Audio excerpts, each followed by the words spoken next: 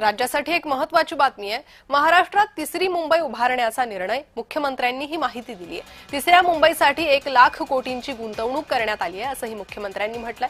महाराष्ट्रात इनोव्हेटिव्ह सिटीची ही घोषणा मुख्यमंत्र्यांनी केलेली आहे। आपल्याला माहिती आहे की आज एअर क्वालिटी आणि वॉटर क्वालिटी या दोन अत्यंत महत्त्वाच्या गोष्टी आहेत।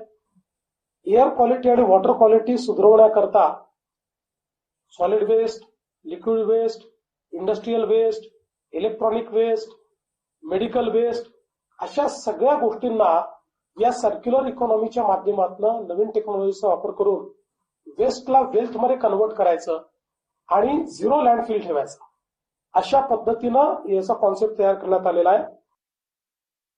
टाटा सन्सचे जे प्रमुख आहेत एन चंद्रा यांच्यासोबत माझी चर्चा झाली आणि त्यांनी हे मान्य केलं होतं की याचा जो काही ब्ल्यूप्रिंट आहे ते तयार करतील। त्या दृष्टीने आम्ही गेले वर्षभर काम करत होतो। जागा देखील आम्ही आयडेंटिफाय केलेली आहे। नवी मुंबईचं जे एअरपोर्ट आहे त्याच्यापासून जवळ ती तयार केलेली आहे आणि आज आंतरराष्ट्रीय समुदायासमोर जवळपास वेगवेगळ्या देशांचे 450 लोक त्या ठिकाणी इन्व्हेस्टर्स उपस्थित होते। त्यांच्या समोर आम्ही इनोव्हेशन सिटीची घोषणा केलेली आहे।